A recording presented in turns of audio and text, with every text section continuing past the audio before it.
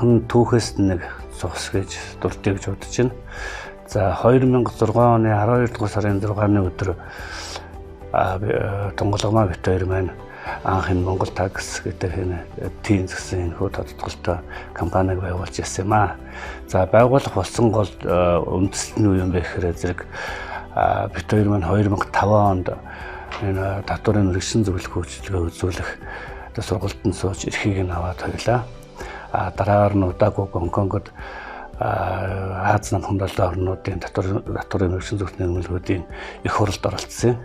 Тэгээ тэр их хурал дээрээс бол ер нь бол одоо энэ үйл ажиллагааг Монгол улсад одоо хөгжүүлэх цаг нь болцсон байна гэж ингээ үзээд тэгээ хоёулаа ярилцж хагаад ер нь одоо Монголд одоо энийг албан ёсны эрхтэйгээр энэ үйл ажиллагааг явуулъя. Одоо чи өдөр хийхгүй бол өөр хэн хийх юм бэ? Гол шалтгаан нь юу гэхээр социализм үеийн төлөрсөн төлөөс эдийн засгийн бүртгэлээс өнөөдрийн зах зээлийн үеийн олон улсын нэгдсэн бодох бүртгэл тэгээд татварын бүртгэлийн үйл ажиллагааг одоо бас он практикийг судлаж практик дээр тэрнийг хэрэгжүүлж байгаагийн хувьд бол хоёулаа ямар ч байсан энэ үйл ажиллагааг эхлүүлье гэсэн ийм санал хүсэлтэд тавиад тэгээд ерөөсөө тэр хурлаас ирсний дараа тун удаагүй энэ компаниа байгуулсан.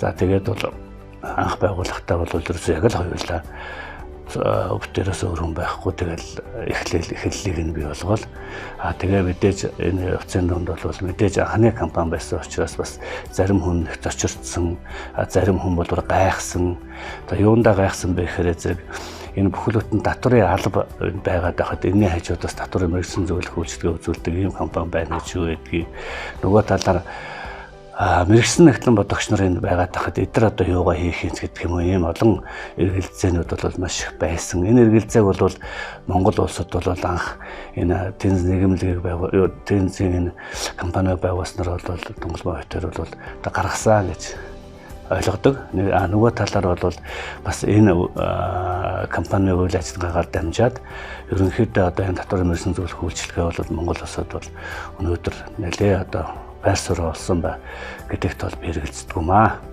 За ингээд энэ даваар мэдээж яадаг боловсон хүчин зайлшгүй шаардлагатай болж дарна. Тийм болохоор бит хоёрын нэг даваа тал бол хоёулаа бас зөвхөн одоо нэгтлэн бодох бүртгэлийнхаа хувьд бол нэлээ бас судалгаа шинжилгээний ажил хийдэг улсууд байсан учраас сургагч багш нар сургагч оюутнуудад маш их байсан. Сурчсан оюутнууд тэгээд тэр оюутнуудынхаа төгсөлтийнхаа оюутнуудаас бол эхлээд авсан. За түүний нэг нь бол манай энэ оюун чимэг гэдэг одоо өнөөдөр тэнц нийгэмлэгийн маань бас удирдах зөвлөл сонгогдсон. Дээр нь бол тэнц нийгэмлэгтэй бол эрх зүйн судалгааны багш ажиллаж хийж байгаа энэ оюун чимэгээс эхэлсэн энэ үйл ажиллагаатай оюун чимэг нас гэр бүлээр энэ оролцсон. Өөрийнхөө нөхрийнхээ хамтад оролцсон. За мэдээж нөхрийн мэдээлэл технологи үйл ажиллагааг хөгжүүлэх тал дээр бол ажиллаж байсан гэдэг. Ингээд харсан чинь энэс хойш бол 15 жил болчихжээ гэж. За тэгээд 15 жилийн хугацаанд бол мэдээж компани маань маш их хөргөжсөн, тэлсэн. За өшөө доороо бол маш олон одоо охин болон хүү компаниудыг бол бий болгосон. Тэгээд ингээд аваад үзэх юм бол нэлээх том амжилтанд хүрсэн. Нөгөө талаар бас энэ Монгол такс гэж энэ компани маань өөрөө бас яг энэ татварын дэмжлэх зөвлөгөө үзүүлэх үйл ажиллагааныхаа хувьд бол бас Монгол улстай төвөөлөгч компани болоод явчихсан юм нэг онцлогтой байгаамаа. За энд бол манай Тонголгомаагийн маань бол өөрөөр хэлбэл одоо маш их өндөр энд ажиллаж байгаад тэрхүү өөрийнх нь одоо дайчин чин сэтгэлийн ямар чин сэтгэлээсээ хийдэг энэ зам төрх нь бол одоо өнөөдөр энэ компани үдээ зэрэгтэй аваад болгож байгаа гэсэн ийм онцлогтой байгаа юм. За Монгол такс гэж энэ нэрийг бас нэр болох чухал ач холбогдолтой. Анх бит хоёр маань ярилцж байгаад Монгол такс гэж нэрийн оронд бол Тонголгомаа маань бол нэг өглөө би өөрөөсөө компанийн нэрийг олчлаа.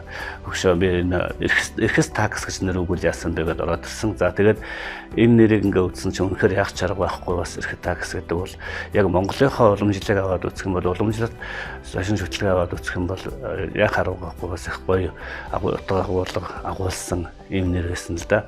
Тэгжэл би юу гэж бодсон бэ гэхээр миний алсын хараа байсан гэхээр зугаараа ер нь хэдэн жилийн дараа одоо алсад манай компани маань ямар нэр хүндтэй болсон байх вэ? Зугаараас олон улсад нэр хүндээ гаргуул яасан бэ гэдэг. Тэгэхэд тэр үед одоо олон улсад гаргаад тавихад эрхэс такс гэдэг хоёроо юу гэж орчуулах вэ? Ямар юун дээр байвал зүгээр вэ гэдэг ингээ ярилцсан. Тэгж яагаад хоёулаа ерөөсөө Монгол такс гэчүүл яасан бэ? Яагаад гэвэл Монгол улсынхаа одоо нэрийг бас энэ компани маань бол ямар ч одоо саадгүйгээр нэр хүндтэйгээр аваад явна. Ийм учраас Монгол такс гэдэг нэр өгье гэж хоёулаа ярилцаад тэгээ хоёулаа ер нь Монгол такс нь зөв юм байна гэд энэ нэрийг авч ирсэн бас юм түүхтэй юм аа. За.